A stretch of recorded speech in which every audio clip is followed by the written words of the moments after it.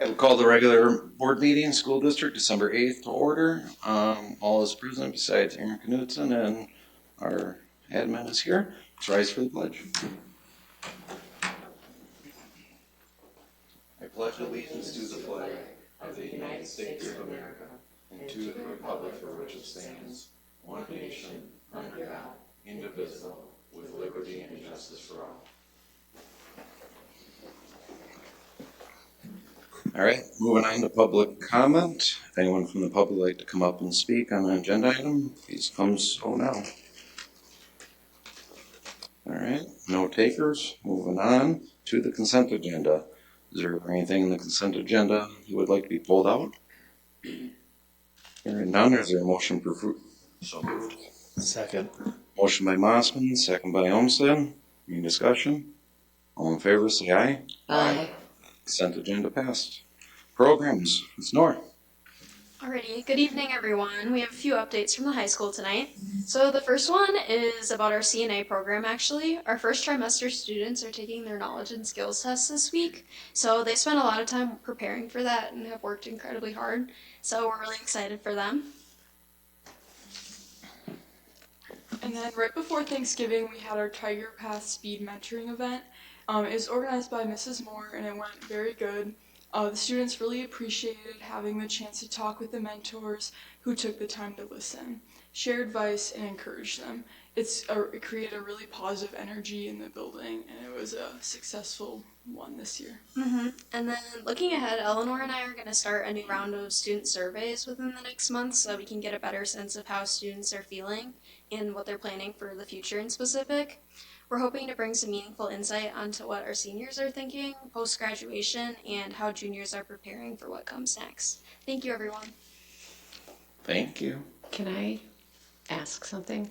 Since you're filling out this survey, or having people fill out the survey, would it be of interest, maybe of the people of the board, that you ask students what they'd like board members to know? Oh, yeah, I could definitely add that in. Yeah, is there anything else in specific that you guys want to see within the next few months? We're hoping to make this like a regular thing. Not at this time, but we'll think about it. Well, you weren't ready for that follow-up question. Fantastic, thanks. Thank you. All right, Tiger time, Ms. Holtz. All right, good evening. Good evening. I'm excited to talk about the middle school and especially honing in on our music department. It's a big night for us as it is the choir concert tonight at the high school. But if for those of you that don't know, back in 2023, the beginning of the 23-24 school year, the state enacted music standards. So that was the year then that I started, but my predecessor had already hired a music teacher, an Explore music teacher, Mr. Kuppenminers, to bring these standards alive to the middle school. So I'm going to give you a little rundown of what our teachers are doing and what students are learning in those classes. So this is Mr. Kuppenminers. He teaches Explore Music, and he teaches 6th, 7th, and 8th grade. In Explore Music 6, the focus is bluegrass, Motown, and students are using ukuleles. In Explore Music 7, the focus is jazz and just how to be a responsible music consumer, how we listen to music, how it's changed throughout the time, how we purchase music, streaming services, things like that. And then our 7th graders start then on guitars. And in Explore Music 8, they're learning all about Minnesota music and also getting year 2 with guitars. So Explore Music classes are for our students 6th, 7th, and 8th grade who do not take band, choir, or band and choir. So this is how they are getting the standards in music. Next we have Mrs. Leopold. She is our choir teacher, also teaching 6th, 7th, and 8th grade. And tonight is our winter concert over at the high school at 7 o'clock. This February, 6th, 7th, and 8th, or 6th, 7th, and 8th of February at 7, will be it's the middle school musical, Willy Wonka. And then in spring, she puts on another concert in May, again, 7 o'clock at the high school. And then last to round it out is Mrs. Simondet. She's our band teacher, and she is super busy. She also has a winter concert next week on Tuesday at 7 o'clock at the high school. Other things that she has planned for students in different grades, February 28th is the Regional Minnesota Honor Band Festival. So selected students attend that, and then that's a parent-sponsored activity, so parents will bring kids to that band festival.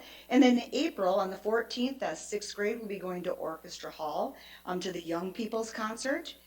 Spring performance for Tiger in West Elementary at the middle school. The eighth grade band will do that. We did that last year. So West and Tiger teachers and students came in, and the students were treated to just a whole host of like hearing different musical instruments, hearing from different kids, and then of course listening to music as well. May 1st is the Honor Band Festival. That's in Edina, and that is where she's going to be bringing our eighth grade band in May. And then spring concert is also in May on the 14th at 7 o'clock at the high school. And then lastly, she also, in addition to 6th, 7th, and 8th grade band, also has 2 jazz bands going this year.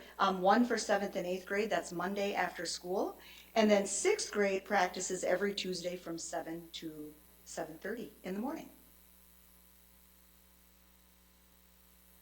And that's bringing the music at the middle school. Any questions?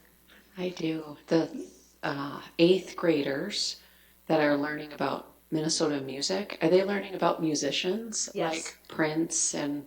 Yes, it's Bob Dylan. all Minnesota-based musicians in multiple different genres. Okay, thanks. All right. Thank you. Have fun tonight. All right, on to truth and taxation hearing. Ms. Bowl. So we actually need to wait till 6 o'clock, so we should go to subsequent items, and then we'll loop back. Okay. It's a state law, and we never know how long all these other things are going to take to know where to put them in here. So Thank you, Tina, for writing that on my agenda. All right, can we do the final adoption? No. Can I just skip all the way No, down you- to something else? you have to go to yeah. Sure, see? Just making sure, Dan. All right. We'll just do the approval for the 902 facilities use agreements. These can be done together, so this is for volleyball and high tides. Does anyone want to make a motion? So moved. Second. By Mossman, second by Olmsted. Any discussion? Seeing none, all in favor, say aye. Aye. All right, agreement's passed. All right, policy 304, 304F, and 304 key. Is there a motion to approve the policies for their second and final reading? So moved. There's a motion by Ms. Pullman. Is there a second? Second. Second by, Ben stopped working. Diane? All right, any discussion? All right, hearing none, all in favor, say aye. Aye. Policies passed. Okay, Dan, I think we're gonna jump to superintendent update. All right. Good evening. Strategic planning is going well. They've sent out. We've met a lot of times. I know the board doesn't get as involved until later again, but we've had several meetings. The surveys have gone out to the staff. We've gotten those results back, and those will be shared with about 65 staff members that are part of a bigger committee this Wednesday. For 3 hours, we have a meeting. So looking forward to seeing those results and kind of getting through them and deciding where strengths and improvements can be made in the school district. And we'll be doing that on Wednesday. And then later on, the board will be wrapped back into some of that stuff once those things get done. Diane and I attended the MREA conference November 16th to the 18th. It was in Brainerd. And it was a very good conference. I ended up only being able to stay one night and that day, and then I left. I had a lot of things going on here, but she stayed the second day. So, but I attended many sessions that focused on leadership and helping connect with staff, students, parents, and the community. They dealt with how to act with integrity, humility, and vision. That was kind of the theme of that whole thing. And then we also heard a legislative update from Sam Walseth, who is the MREA lobbyist. He talked about what happened in the 2025 legislative session and then previewed what might be coming in 2026, which is a lot of uncertainty. As you know, the numbers are really close between Republicans and Democrats, and so there's going to have to be a lot of collaboration, but there's no money. So, well, I guess if you think about it, there's a short-term amount of money, but if you go out to 2028, 29, they're still looking at a $3 to $3.5 billion problem. The good news is it was $6 billion. It's a little less now, but still a lot of money so they probably won't be able to spend a whole lot of money. Maybe a bonding bill, maybe. So just kind of looking at that, we have a lot of outstanding things for schools. Like, what I mean is like up in the air with our employment, covering our summer unemployment and our compensatory money. There's still that special ed blue ribbon committee that's trying to cut $250 million, or it's going to fall back on school districts. So there's kind of a lot of things there that have to be looked at. And the unemployment is still good for next summer, but the compensatory could hit us next year already if there's not a hold harmless again. So kind of looked back at that, and Sam's very good at doing what he does, so we like to listen to him, and a lot of things he says happens to come true. Not always, though, because he makes a lot of predictions, and you just don't know with politics, right? But so that was great. And then, as I said last Friday, they did release another kind of short-term outlook, and it did go down to like $3 to $3.5 billion. So if nothing else, maybe that would allow them to hold harmless something again for schools, because they would feel like they have a little less deficit than they had before. So that was MREA, and also the district is on track for implementation of the Minnesota the leave that's going to start on January 1st, 2026, the paid leave. And this program will require some additional hours to be spent, though, making sure that we have been putting additional hours into it. It will continue to make sure that we're implementing it correctly. Hopefully the state will be ready with all their forms and everything else that they have to be ready with. So that's been something that we've been working on. And then I was happy to attend the Christmas party for special education last Friday. Diane was a big part of that, getting that together. So thank you to her for all her work and everybody else that puts time into that. I think they're quickly outgrowing the VFW, and I think they have other plans, right, Diane? Yeah, this year we had planned on 75 students, and this year we got to 96. So when you've got 96 students, and then you've got staff members and family members and just everybody that is needed to come in and help with the party, you're pretty close to getting to 200, and max capacity at the VFW is 200. So we're probably going to have to move it to either the Armory or someplace that's equally large like that. We're definitely not planning on not doing the party. The other option is to break it into 2 chunks. I've heard that quite a bit. Have the high school kids go first, and then have the elementary kids go second, because then the elementary kids can go home after the party, because they do that a lot. Either way will work, but we'll have to get with the whole team, because we want to make sure that we're addressing the needs of the kids. The fun part is actually shopping for the kids. And I thank the teachers and the staff members who help with that, because 96 kids, I don't know what they want.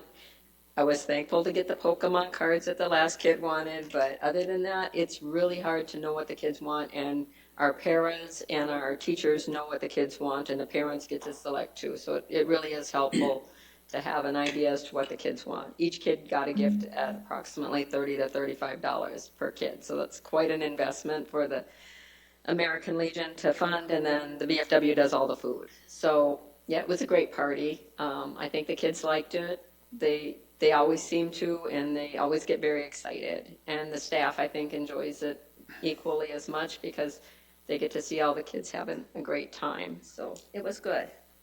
Awesome. Well, it was a great day. It was fun. So, and then also that same day, I attended the monthly meeting with Superior Transportation.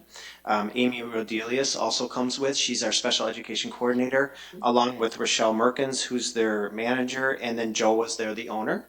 And topics that we talked about included special transportation, walk zones, training for bus riders, and communication between the bus garage and district administration. It's good to meet because we can always improve and do better, and just always the communication back and forth is good for the district and them, so we're on the same page. And then I finished up, I know this was brought up here, I finished up the mentoring. The speed round is always fun to go and be part of, and the next set for mentoring is on December 19th. I'll be starting that on then, and then also I want to wish everybody happy holidays. As far as a negotiation update for HESP and Local 284, HESP, we've met around 8 or 9 times. Language and financial proposals have been exchanged, and counter proposals have been exchanged back and forth. There have been some tentative agreements on language items. HESP also filed for mediation, and we are trying to get a date for that. We have not quite gotten one yet. We've both put in a day that works for the both sides. We're just waiting to hear back from the mediator as to whether that's actually going to work out or not. So we'll wait to hear about that. And then our next meetings with HESP are December 15th, January 5th, and tentatively January 28th, depending on if we do mediation. Local 284, our custodians, we've met 6 times. Same thing, language and financial proposals have been exchanged, counter proposals have been reviewed. There have been several tentative agreements with them, and our next meeting is coming on December 19th, and we also have one scheduled for January 23rd. Any questions? Thanks. Thanks, Dan.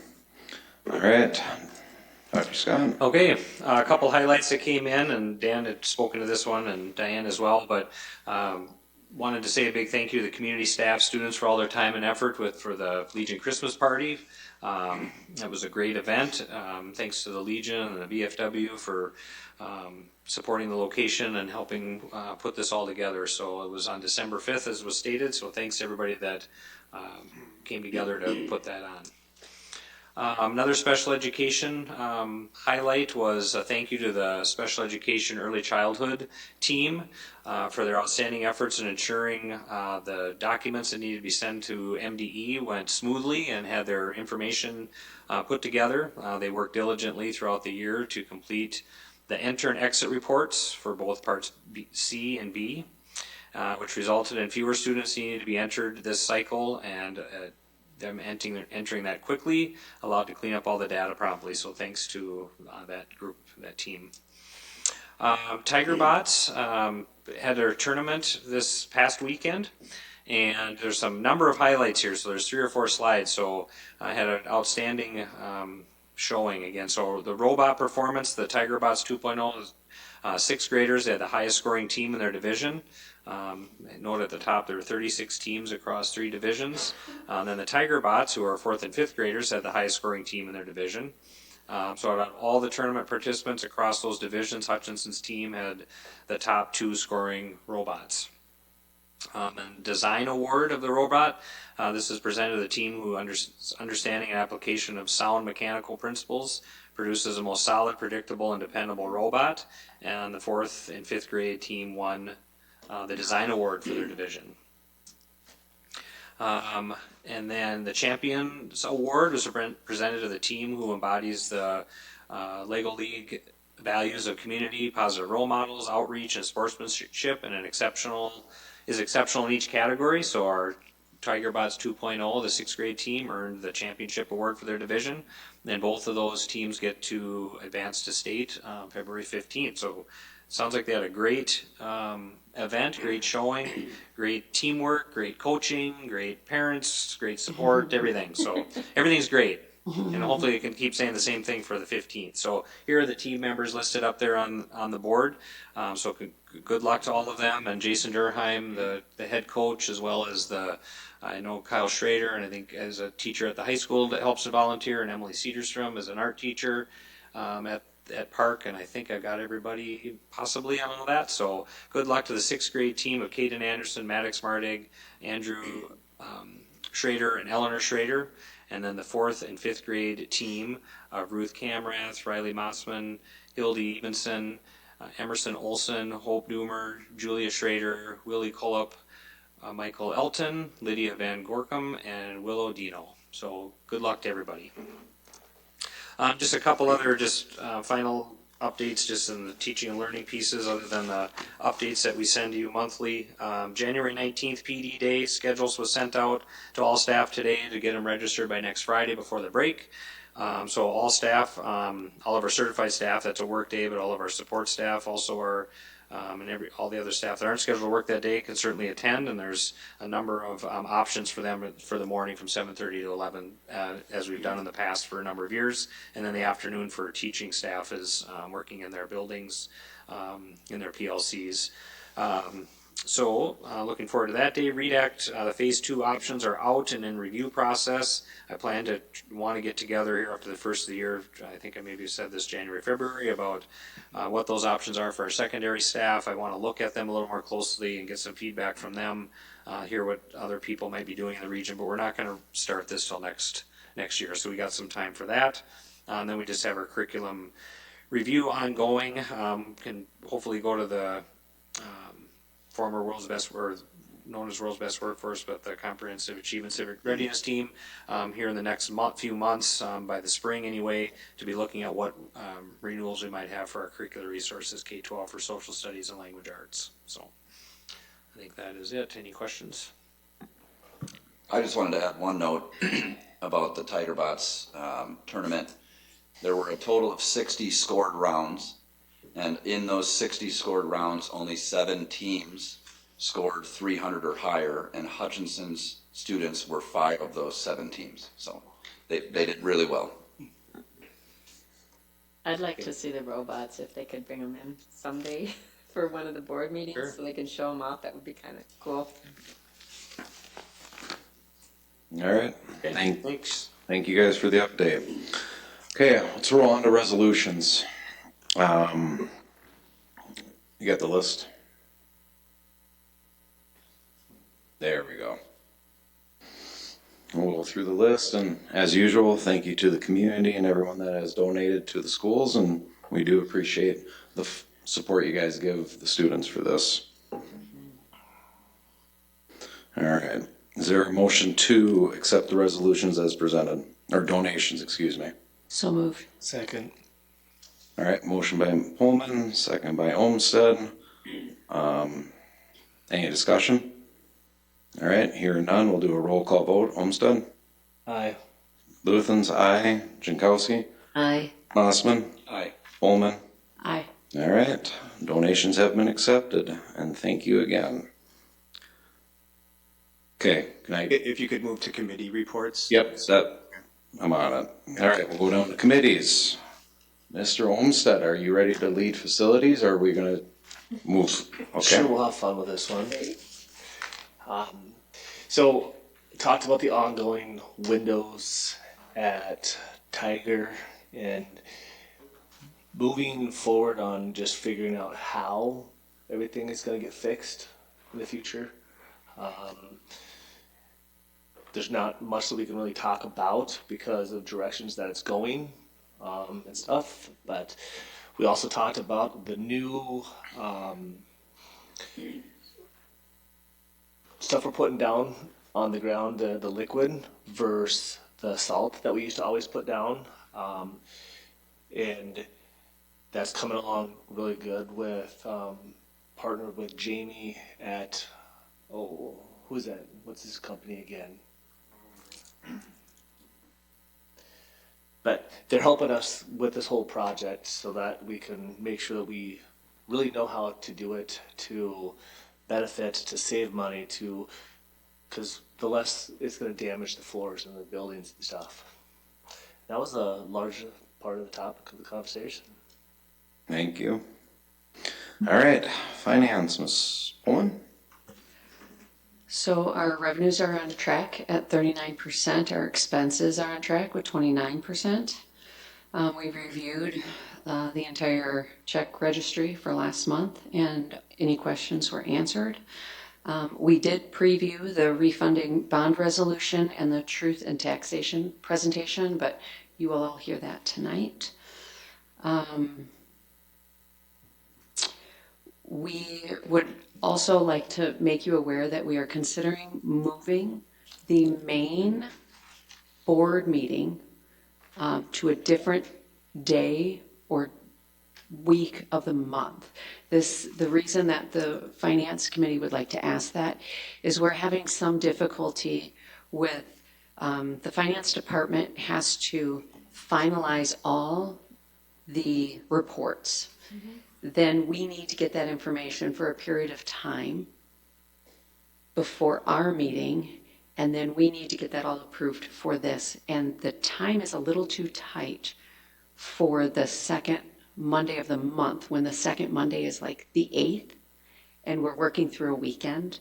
So, so we're thinking about maybe switching to a different day of the week, further on in the week, or maybe switching and still doing the 2nd and 4th, but maybe doing this meeting the 4th Monday of the month, and our work sessions the 2nd Monday of the month. So we're discussing that. Or I want you all to consider that, and then we'll make those final decisions in January. But I kind of wanted to give you guys a heads up on that. Okay? That covers our meeting. Sarah said it probably too politely. The way we have the schedule set right now screws over the finance team. And then it frustrates the finance team, frustrates the board, and really it's unfair to all parties involved. And so we're just trying to find a way to get the information the board needs at a realistic time for the finance team. And we have tried to solve that on our own, but we need to make a different solution, or have a different solution. Deal. Thank you. Anyone from the admin team want to give an update on parks? I could just say that I know their winter brochure is out, and I think people are starting to either sign up today or tomorrow. So they're looking forward to having people sign up for that. That's just what Lynn had told me this morning. So, Deal. Thank you. Technology. Which gentleman wants to lead it? Very short. Technology took place this month, the same time as another meeting, and so it was very brief. We talked about the Security Plus training that's been sent out, and I think that was the entire topic of conversation. So the next one will have more detail. Thanks. All right. Whatever that long one is. Civil readiness. I can do the one for the achievement and readiness. We had our meeting earlier today. It is my favorite because we get to learn about new curriculum, new classes. And boy, we had 3 new classes that we're talking about doing for next year. Well, 2 new classes and 1 new curriculum. The first would be broadcasting at the high school level. Mr. Carroll was crazy excited about it. And it would be an English elective. If you'd like to know more, I can share that.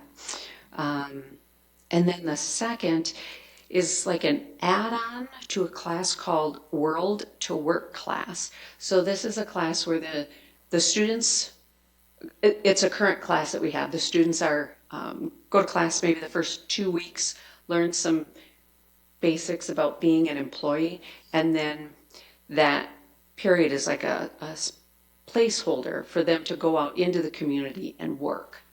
Well, the add-on that they are proposing is to assist kids in getting their CDL license, which is what you need to drive a big truck. And it's just pretty exciting to see the things that we have in play at the high school to really have these students ready for either college or a job right after high school. They can't take this CDL licensure class until they're 17 and a half. So this is only going to be for seniors, and it just really puts them right there, ready to start their life. So that's pretty exciting. And then the last one was a program through for the TAP kids, and it helps students with their transition, from being a student to job life. And I mean, that's what the whole program is, but this is a little bit more organized, and what they're doing feels more like doing an internship instead of continuing to be a kid. This is a really big thing for these students in the TAP program. They're not kids anymore, but they still need that assistance, just that transition from high school into adulthood. So the primary difference is the opportunities. These kids are working, these young adults are working in our school district, but this is getting them out more into the community. And so that's pretty exciting. And they'll be working also with the Tiger Path program. Thanks. One thing I would add to that, CDL, they can almost start at 6 figures.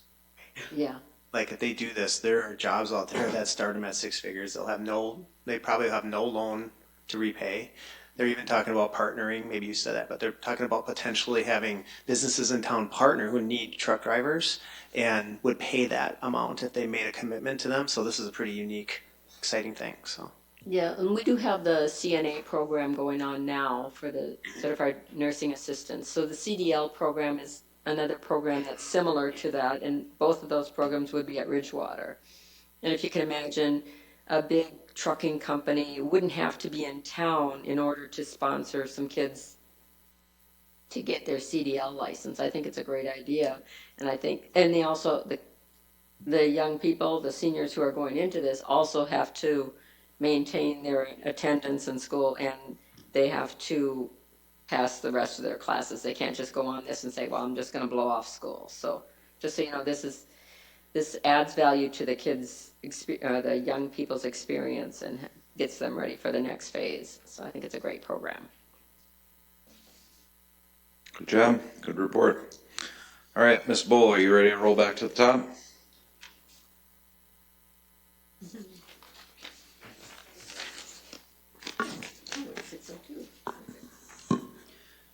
Good evening. So we will begin now with the Truth in Taxation hearing for fiscal year 2027. So this is taxes received by the county and payable by constituents during the 2026 calendar year. So as a reminder, this is revenue for the upcoming school year budget, not the current school year budget. The state law is pretty prescriptive about what we must include when we present this hearing. We need to talk about the current year budget, how last year's revenues and expenses turned out. I will go pretty quickly though, because the auditor was here and went over that information on November 10th. We'll talk about our proposed property tax levy dollar amount, the percentage change over year. This year we are reporting a proposed decrease, and then we will have an opportunity for questions and answers should there be any this evening. So coming out of the 2025 fiscal year, we reported a break-even year with respect to revenues and expenses. Revenues outpaced expenses by approximately $330,000 in the general fund. For 2026, we're projecting to be break-even. We're projecting a modest decline in the unassigned fund balance. We expect it to decline about $200,000 from the $11.5 million that we currently have recorded on the books. We did make $1.3 million in expense reductions last spring ahead of the July 1 budgetary requirement to have a school district budget in place. Our school district continues to be committed to living within our means and matching revenues with expenses. You do have a summary of the school district's funds. The funds are how we account for funding streams. The state lets us know exactly how we have to account for them. For example, we have to keep the general fund separate from food service. So each line up there is state required to be tracked separately from each other. The levy impacts the general fund, the community service fund, capital, which is a part of general fund on the screen, although we do track that separately locally, and then the debt service fund as well. So as you know, 81% of the school district's revenue budget is derived from state aids. We're projecting $40.2 million for 25-26. The primary drivers of the majority of our revenue are the number of students and the per pupil formula allowance. However, we wouldn't be able to provide all the programs and services that we do provide to our students and to our staff if we didn't have the 11% of total revenue coming from our local constituents. So we really appreciate their support. Without that, like I said, our current level of programming would be impacted. On the flip side of the equation, we are projecting $41.6 million in expenses for 25-26 school year. 78% of that, or the largest percentage of our overall expense budget, relates to salary and benefits regarding the programs and services that we provide to our students. This year, we are anticipating a decline in the school district's levy from 2025. The 2026 decline year over year is $609,394.66, which is a decrease of 5.9%. So right there was the second and third legal requirement that we have to share this evening. We are going to get into the largest components of that change, and so we'll go over each of them individually next. Up on the slides are intended to stand alone to meet legal requirements, so I'm not going to go through every line on every slide, but just know that I'm going to touch on the highlights in the coming minutes here. Before we do that, I just wanted to provide a summary by major area of the levy. We recommend setting the general fund levy at $4.6 million, which is a decrease of 9%. And again, we'll talk about the reasons for that. One of them is a one-time health and safety project that's not going to recur, but that was posted in the 2025 levy. We recommend setting the community service levy at $145,000, which is a decrease of 10.85%. And we recommend setting the debt service levy at $4.9 million, which is a decrease of 2.53%. The total levy then for the upcoming levy cycle or fiscal year 27 revenue is $9.7 million, a decrease of $5.9 million. It's oftentimes asked of us, what does this look like over time? I apologize. I'm going to get to that in a minute. Let's talk about the main changes. Local optional revenue. The general fund is where these dollars are put to use. We fund personnel and general operations with it. The decline of $125,757.62 relates to a decline in student enrollment. For the last school year, we saw a decline of 48 students.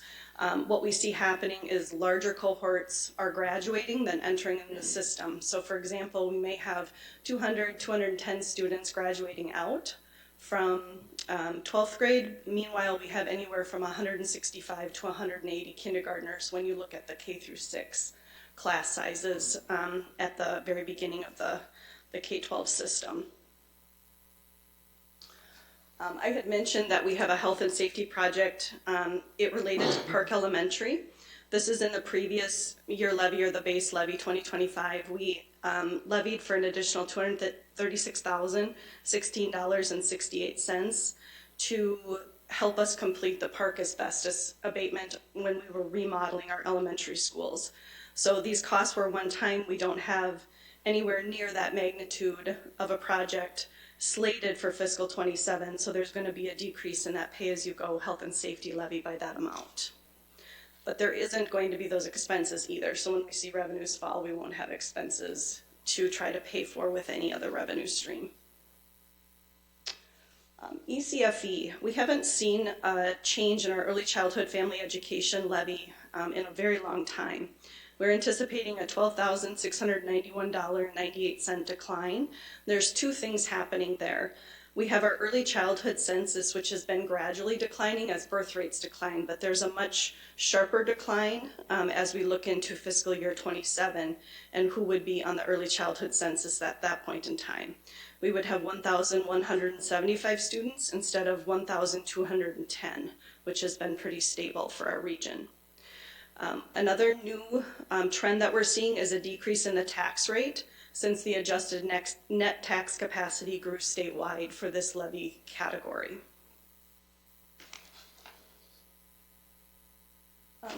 With respect to the school district's bonded debt, every year when we input what our principal and interest payments are anticipated to be, state statute requires that we levy 5% more than what we're anticipating to pay out in our bonded debt.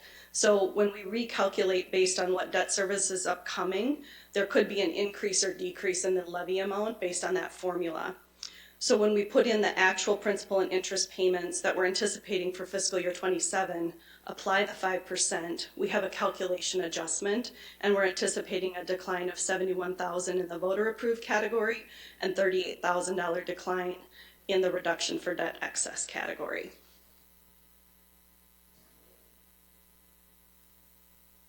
So this is the chart that I started to speak about before, because a lot of times we'll have constituents ask us, what is our target and what are our goals? Over time as a school district, we've tried to make sure that our levy stays in that 0 to 3% range when we're looking at a 5-year rolling average over time. You can see that when you factor in fiscal 27, we'll have a 5-year rolling average of a 1.1% increase. However, like I mentioned, the current year, fiscal year 27 levy is anticipated to decline 5.9%, largely related to that one-time project that's not recurring. So as you know, there are many variables that impact taxes for constituents. Changes in value of individual property, property reclassification, either at the county or the state level, changes in total value of all property in the school district, and then increases or decreases in the levy amounts caused by changes in the state funding formulas or the overall state property value. Case in point was that early childhood limit, which was impacted based on the overall net tax capacity in the whole state growing. And then, of course, when you pass, whether you pass an operating referendum or a bond, all of those things also factor into property taxes, which we did not have any of that impacting fiscal year 27. And then state credits, the most well-known one is the Ag to School credit, whereby the state sends a higher proportion of overall revenue as aid, which is a local levy or a tax break to our constituents. So depending on what is happening with that, that also has a pretty significant impact on our taxpayers. I'm going to run through some charts that just show what the tax impact means for taxpayers, assuming we decrease our levy by 5.9%. Factored into these examples is the fact that there's an 11% increase in total property value, but so that we can see a true picture of what the school district is really influencing or impacting taxes with, we're not assuming that the property value changes, increases or decreases, because that's something that's determined by the market or by the county assessor. So we carve that variable off so that we can give a true picture of what our influence truly is doing to property taxes. So up on the screen, we have a chart that goes through various types of property. We can go through any number of examples, but the average home value in our county or our school district is about $300,000. And as you can see, as you work your way towards the right, it's comparing actual taxes payable in 2023 to what we're estimating should this levy be certified at a 5.9% decline for payable 26 fiscal 27. You can see that there would then be an anticipated decline from $1,184 owed back in 23 to $1,053 owed in 2026.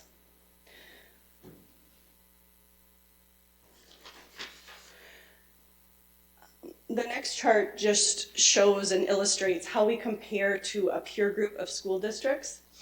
So you can see that for total school property taxes payable in 2026, assuming that average home value of $300,000, Hutchinson is near the middle of the pack, but in the lower end of what we charge our constituents. ACGC has total taxes for this value of home of $851, as compared to St. Peter at the high end of $1,621. And so this includes bonded debt for each school district as well as the operating referendum that may be passed or currently in place. Can you pause there? Back Sure. up the screen? Sure.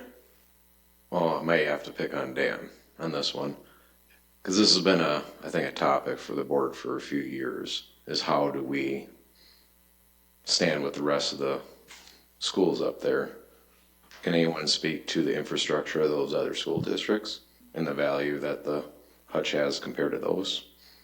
I know Wilmer's passing, but it's more of also the amount we've invested into the school district and the number of buildings Right, I versus mean- is that largely operating? These are total, right? These are Total totals. taxes. If you look at our operating referendum, we're low, of course, because we have $300. But if you look at total taxes, which this is, you have to take into account we're a regional center.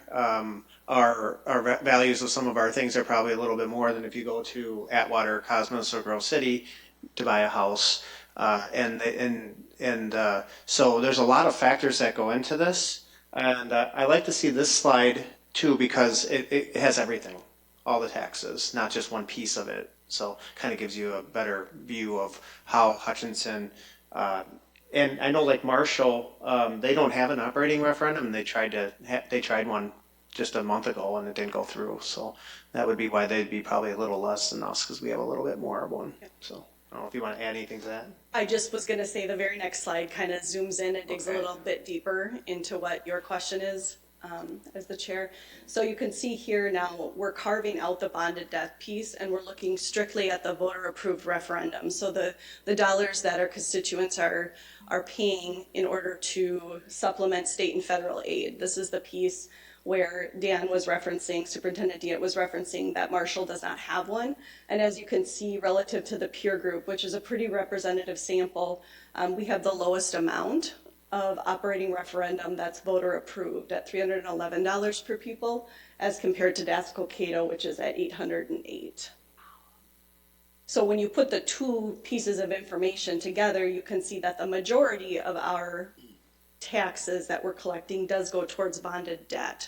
But if you were to break out each of those previous school districts pieces, it's typically more half and half, just to kind of share that perspective. Does that answer your question? Yes. Good question. It's really hard to tell a financial story for a school district or a business in just a couple of slides, so I added a couple of others that we don't typically talk about, but I just wanted it to speak to the seriousness that we put into balancing our budget annually and trying to make sure that as a school district and as community, we're contributing to living within our means. So I wanted to show here the fact that we have one of the lowest operating referendum amounts per pupil in our peer group. However, we are doing a really good job with monitoring our general fund expenses, because you can see we're in the top 4 with respect to that. And you're probably asking yourself, what do we provide that others don't? As compared to Delano, it'd be fun to have a conversation with them, but what we know about a lot of people in this peer group, including Delano and Dasko-Cato, they are not regional hubs for special education. So special education is a key piece that boosts up our total operating expenditure per pupil relative to some of the other districts. And then we're also a career and tech leader in our region. So they don't have as robust programs in those two arenas like what we do. So it's just kind of a good opportunity to talk about the story behind the numbers and just share what that can look like service-wise in each district. And with that, we can accept public comments. Any board member can, I can, the superintendent can. And then we would recommend certifying the 26 property tax levy at a recommended $9,713,314.44. And we do need to certify a very specific amount to send over to McLeod County. Are there any questions? What date does that have? Let them come up and I'm sorry. speak first. You might want to come up and, Did you mentioned the paid leave program? Paid leave? Yep. And what's the other half of it? It's Minnesota paid leave. It starts on January 1st. Yep. Have you estimated what the cost that's going to be for the school district? Boy, I don't know if we have an actual cost yet because we need to kind of see how it's going to roll out. But we have some ideas, yes. It's going to definitely add labor hours to our school district. It already has. all the preparation of getting ready for it before January 1st, and then it's going to add even more after. But I don't know that we have specific numbers. What I can share. If it's the budget, Yeah. to her point, What we can share at this point with respect to the analysis of the cost is the employer share of the premium. So it's a premium that's shared between the employee 50% and the employer 50%. It depends on total payroll, right? excuse me, 50% who and who? The employee pays 50% of the payroll tax and the employer pays the other 50%. So So that's a payroll deduction. Yeah, so it's It point is. it's 0.83, and the employees share half of the 0.83, and the employer has to pay the other half of the 0.83. So that's kind of what she's saying. Yep. Yep, and so our estimated share of the payroll tax is approximately $135,000 that we added to our budget for Well, you're the looking at upcoming school $250,000. year. At least, well, that's and that's just that part. Yeah. There's a lot, a lot more that has to go into it with labor hours. Yeah. Thank you. Yep. Thank you. Could you state your name Yep. for us? Ward Howard. Thank you for your time and your question. Are there any other questions?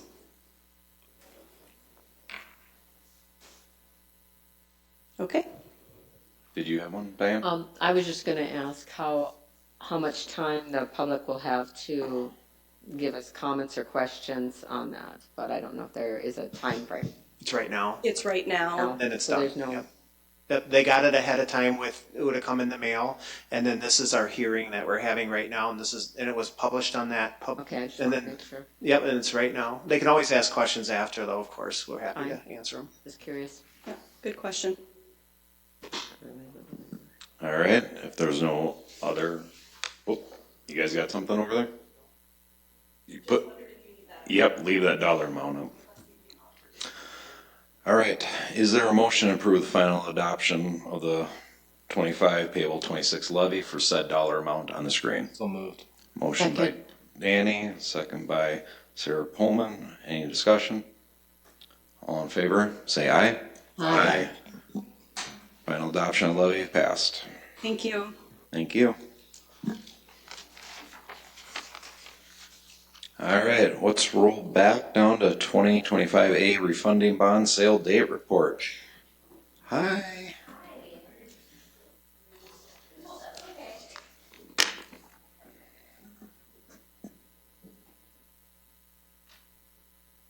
So Beth Downs is a municipal advisor with Ellers, and she works very closely with Jody Zesba. Jody had other commitments this evening, so I'd like to introduce Beth, and she's going to walk through the sale day report as well as the resolution to pass through the refunding debt. Do you need to? No, I'm just, And do you you each- have it on the agenda, I think? Yes. We do, and then each board member has a paper copy of the sale day report. Thanks. Thank you. Hi, thanks for adjusting for me a little bit. I would have been here slightly earlier, but you get stuck behind someone and then you go 40. So I appreciate moving the agenda around a little bit tonight. So we have the results from last week's sale of the 15.6 million refunding bonds, and we were really, really happy with results. It's been really volatile the past 2 months. You know, we were thinking we'd be around 400,000 when we first started looking at this bond. When we got pre-sale last month, we were more like 199,000 of savings, and then last week we saw 399,000 of savings. So it's just been really volatile. So we're really happy, very, very happy with the results. So in the packet is the breakdown of the bond, and again, this is refunding your 2016, thank you. Your election was in November. Bond sale was in 2016 of those school building bonds that were mostly for your high school. So I think if you want to just jump to page 7 of this report, we've got some bid tabulations and some other items, but page 7 shows the debt service comparison, and in particular the savings. You're going to see.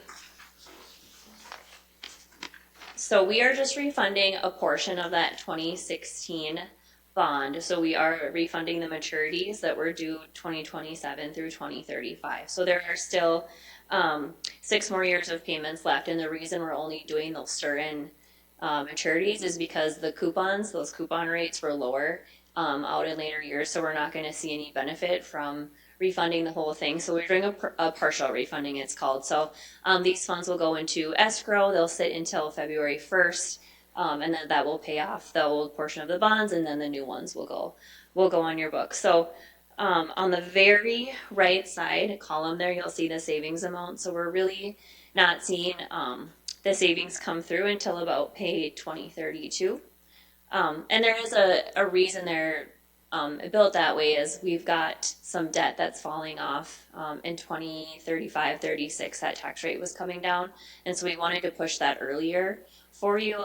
As you know, we like to wrap, if you have new debt, we wrap that around your old debt. So we'd like to see that that cliff or that capacity come up for you so that if you guys are needing to look at another project soon or something going on, that you've got some ability to do some projects with lesser of a tax impact, either board approved or voter approved.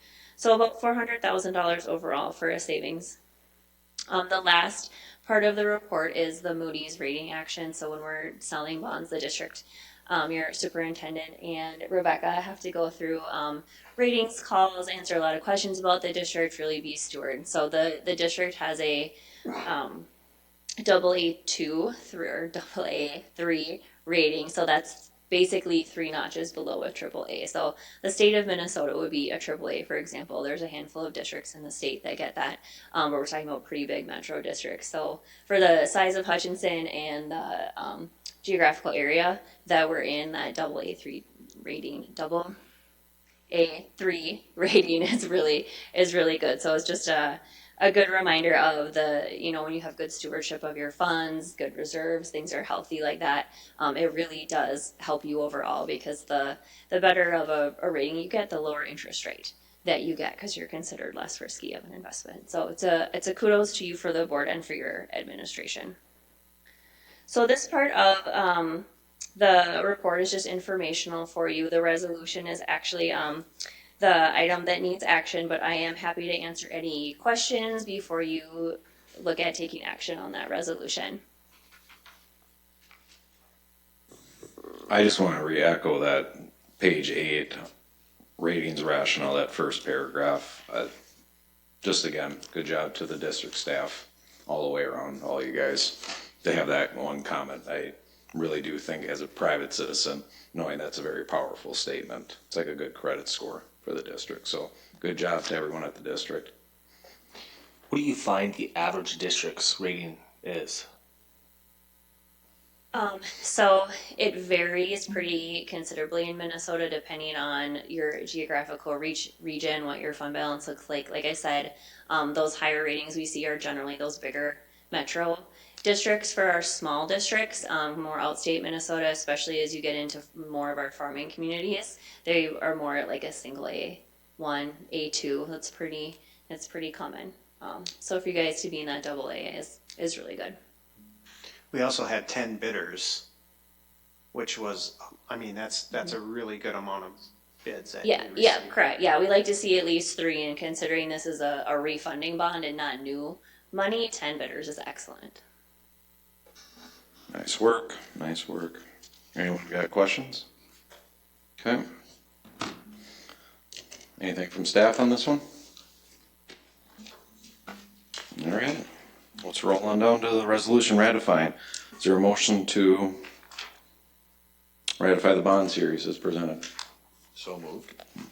Motion by Mossman. Is there a second? Second. Second by Dan Homestead. Any more discussion? I think there's just one more thing I'd like to state. This almost $400,000 is not money that the school district keeps and gets to use out of its general fund. This money is going back to the taxpayers. So it's just important that our taxpayers know that. Thank you. Correct. Good point. All right. We'll move on to roll call. Mr. Olmsted, start it up again. Aye.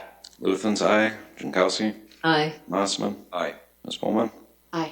All right. We have it. Passed. Thank you, guys. Thank you. And thank you, Beth. Mm-hmm. All right, done with that done. Okay, rolling down. I'm getting there, boss.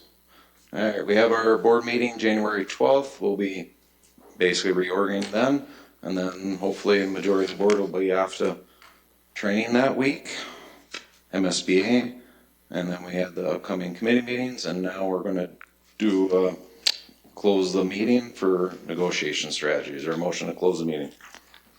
So moved. Motion by Mossman, is there a second? Second. All right, second by Olmsted, all in favor? Aye. Meeting closed.